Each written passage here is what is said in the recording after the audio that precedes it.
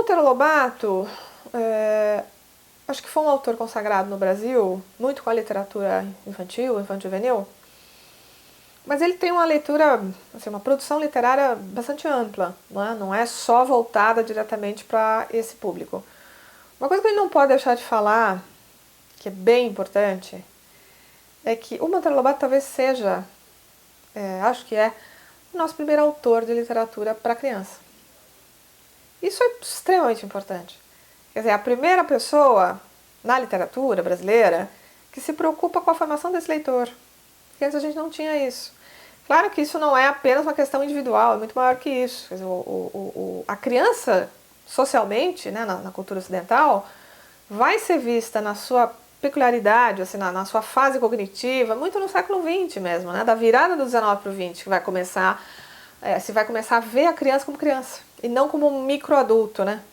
A ideia de que a criança era um adulto em miniatura, a gente tem durante muitos séculos, né?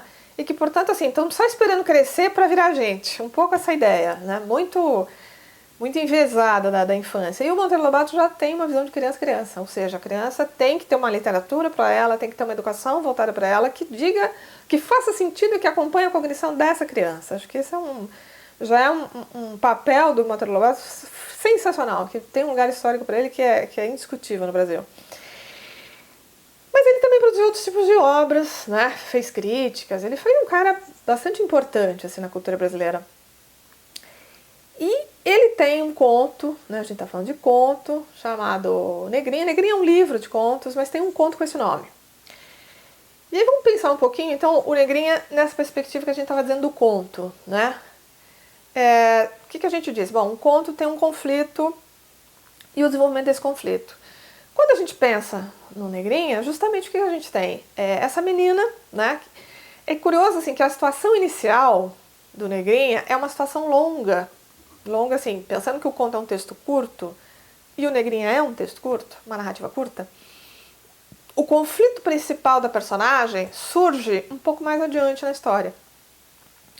Quando que aparece um problema para a Negrinha? A gente pode dizer assim, bom, a vida da Negrinha já é um problema, sem sombra de dúvida. Ela começa sendo colocada como uma criança órfã, ela apanha da Dona Inácia, que é quem a cria, mas que era uma escravocrata, que aí teve que lidar com a questão de não poder mais dispor dos escravos como uma coisa dela, uma coisa, ou seja, eu bato, eu torturo, eu até mato, é meu. Quer dizer, um pouco essa ideia que se tem na escravidão.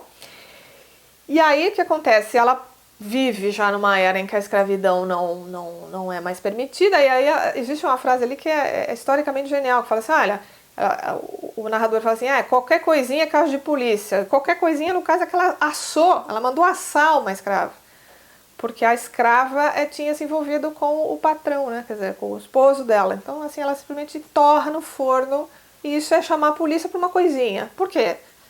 Ela é como se fosse nada. Pôr uma escrava no forno, pôr um frango no forno, basicamente é a mesma coisa, nessa lógica, né, escravocrata. E a Negrinha está dentro desse cenário, ou seja, pós-escravidão, mas recente, então ela é um pouco... E aí o narrador vai dizer assim, que a Dona Inácia, na verdade, ela fica com a Negrinha meio até para ter um escape, né? Parece que ela tem um prazer sádico da tortura, então ela usa a menina para torturas ainda permitidas, que é beliscar, que é dar uns cascão, né? Bater um pouco, mas não é assim a tortura que... Agora, tem uma cena ali no conto em que ela faz uma tortura digna, né? de épocas de escravidão, que ela põe um ovo que ela acabou de cozinhar e ela enfia na boca da menina. Do jeito que ela tira ali, ela faz a menina engolir aquilo. Quer dizer, seria um caso mesmo de polícia, né? Mas como é tido numa situação extremamente privada, aquilo não vem a público. Essa que é a questão. Mas enfim, então, essa situação em que a menina está é a situação inicial. Mas ela está vivendo aquilo ali, então vamos entender assim, o que vai ser o conflito? Vai ser o seguinte, a partir do momento que a história está instaurada, quando é que a personagem vai viver um conflito interior? Porque a gente tem que entender conflito dessa forma. Aparece para mim uma situação, um fato, e o que eu faço agora? Qual é a minha reação diante desse fato? Se a gente olhar o Negrinha, qual é o momento em que a personagem é chamada a ter uma reação? Quando aparecem as sobrinhas da Dona Inácia na casa. que ali sim ela sai de alguma forma, ela é chamada a sair daquela situação que ainda não estava conflitante, que é bom, e o que eu faço agora, ela vem fazendo o que ela sempre fez desde que nasceu. Apanhar, sofrer, ter olhos assustados, ser triste, é isso que ela tem feito desde então, desde que ela nasce. E aí, ali assim, aparecem duas meninas e aquilo causa... E aí as meninas entram na casa, são bem tratadas pela Dona Inácia, e as meninas têm brinquedos. Ali a hora que chega o brinquedo, nossa, aí ela começa a ver assim que a Dona Inácia, claro, trata essas meninas, podem brincar, né? Então ela, assim, pra ela quase um soco no estômago, assim, né? Ela vê que aquilo é possível, que para algumas crianças aquilo é real e para ela não é. E ainda acontece isso já é uma consequência desse conflito aí que ela tem, que é assim, quando as meninas têm um pouquinho de convivência com ela, como as meninas ainda não estão totalmente contaminadas por essa visão escravocrata, elas estranham o comportamento da negrinha. E assim, porque elas têm uma boneca, né?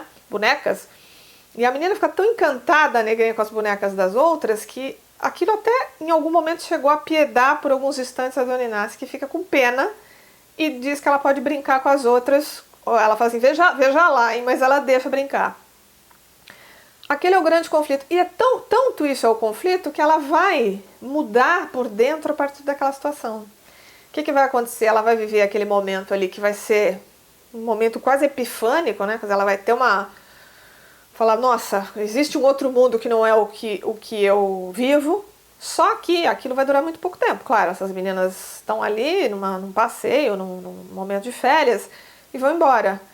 E a negrinha começa a entristecer, quer dizer, ela sempre foi assustada, mas ela vai apagando, né? Até vai chegar o clímax que ela vai adoecer e aí ela acaba morrendo, porque é justamente o que acontece. E ela não morre porque é que talvez assim, a consciência da sua situação é tão forte, é tão assim, absurdamente violenta para ela e saber que aquilo, ela tomou consciência, mas aquilo não vai mudar.